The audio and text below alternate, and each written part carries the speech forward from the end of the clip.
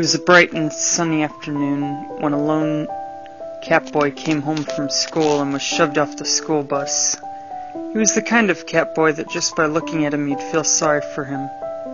At times, one could find him fun to hang with, while other times he'd seem to be in his own little world. He landed with a thud onto his lawn. "Someday I shall make them all pay," he said. He picked himself up, dusted himself off, and entered his home. Covina seemed like a nice enough city. California is pretty accepting of other races, but there were two key issues working against him. One of them is that he is Jewish, and the majority of the people living in Covina are Christian and in some form, and the rest don't really talk much about religion. Adams was the only known Jewish family on the block. Although the area seemed tolerant enough of religious differences and had its Christmas parades every year, as though they were not there. The second of the two key issues is he, Kara, and his mom suffer from a few mental disorders. His mom is clinically depressed.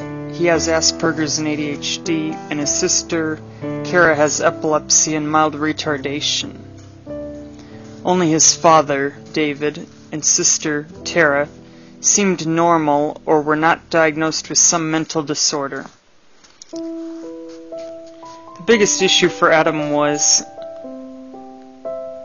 there wasn't nearly enough awareness of these disorders, and a lot of people held a rather 1950s mentality. That is, if they have to see a therapist, take medication, and are not acting like nearly everyone else, then they are mentally ill. Simple as that. So at the time, he was put in a school for the mentally disturbed because people saw him as a troublemaker and a mentally unstable being. What they failed to see was in doing this, they were protecting bullies and encouraging the real troublemakers to pick on anyone who was different. Then they'd be sent away from the regular schools the rest of them got to attend. Adam has two older sisters, Kara and Tara, a dad by the name of David, and a mom with the name Joanne. The sisters constantly made a point of asserting their hierarchy whenever they were having a bad day. Adam was 4 or 5 when they began. By this point, he was used to the idea that all older siblings are supposed to beat up their younger brother, and he was not allowed to retaliate or defend himself. He was also not allowed to get angry because hurting the person who pissed him off or running from them was all he knew how to do in those situations. Nothing else adequately vented his endless anger. Our real story begins when he was 10, and all of his friends were no longer allowed to see him because he went to the mental school. The day he came to this realization, he made up his mind and gathered a bag of non-perishables to last a week. He also packed his stuffed teddy bear that glows in the dark. He then headed to the Covina Public Library. Once there, he looked in the book sale section, hoping they had a book on surviving in the wilderness and on the streets. But then something caught his eye. It was a black book with words written in Hebrew on the cover. He asked the person working the book sale area how much they wanted for it. The salesperson said, "Just take it. No one else wants it." Adam asked the librarian, "What does this say?" The librarian replied, "Book of Necromancy. Do not open." I wouldn't worry about it, as the person who gave it to us was pretty superstitious, so it was probably nothing. Book of Necromancy, eh? Adam thought, shaking his head and curious to see what would happen as he opened it outside. Screams of ghosts and demonic entities were heard as they entered Adam's mind and body. The book had phonetic keys to help him pronounce the spells, and an English translation to tell him what they did. "Perfect," he said. "No longer must I suffer at the hands of the human race.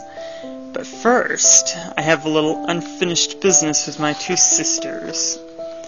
He levitated a few inches off the ground and headed home.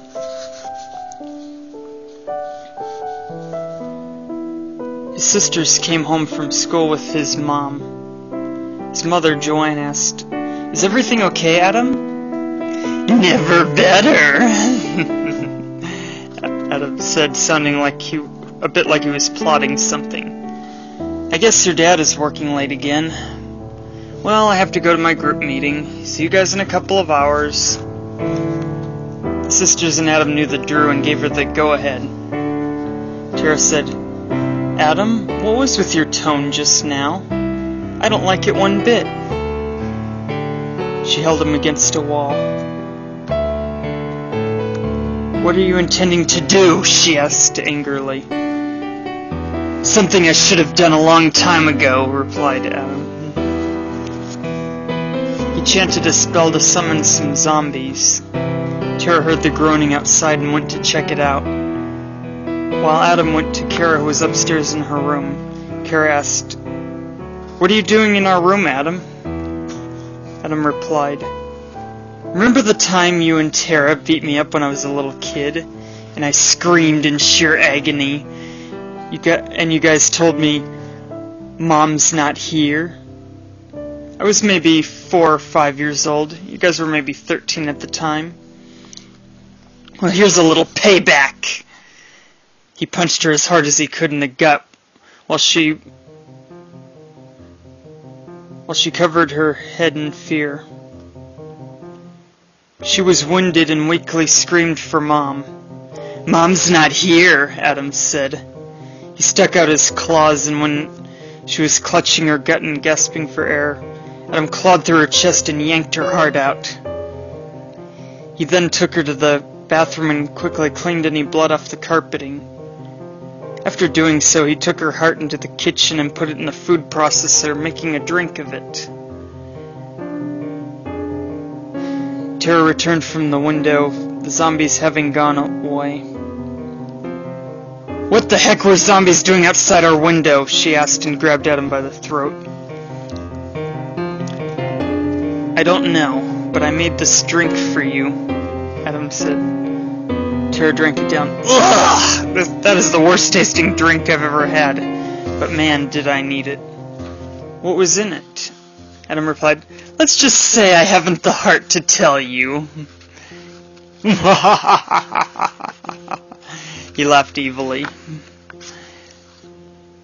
"Please tell me that doesn't mean what I think it does." "Kara has been awfully quiet this whole time," Tara said. Adam replied, "Oh, she's probably on the toilet. She seems to use it a lot these days." "You said it. I'd better go check on her anyway. She probably had a seizure on it," said Tara. Tara went upstairs into the bathroom and screamed at the sight of Kara's dead body, and she shivered in fear. She got up and slowly went to the phone to try and call 911, but the phone lines were cut. Dun dun dun. "Damn it!" she yelled and ran down the stairs and was about to open the door when Adam found her. "Going somewhere, Tara?" he asked. She turned to him. You did this, didn't you?" Adam nodded, smiling.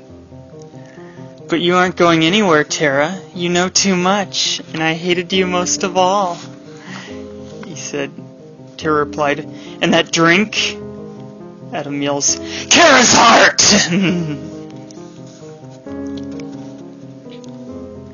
Adam heard police sirens as he was about to act. A neighbor had called them, hearing the screams of agony and terror. Adam said, "Oh, boo, and I was hoping to torture you as you once did to me. Oh well." He called in some zombies that came in through the backyard door that Adam had opened and dragged Kara's remains away, and Tara too. Adam commanded the undead to burrow their way so deep that the bodies would never be found again. They did as commanded, and Adam chanted a spell in Hebrew. The spell opened a death gate to a local graveyard where he plotted his next move. The police broke in the front door and followed the blood trail to the backyard. But then the trail ended, and any traces of the body were gone. The police were baffled, and forensics teams searched for weeks but found nothing. As yet, no one knows where Adam or the sisters that went missing according to the police. You're probably wondering how I would know this if no one else knows. Let's just say the story might be an autobiography of sorts. Since I wrote this, 3 more schools disappeared without a trace, as did all students that ever attended them when Adam did. We all wonder what became of them.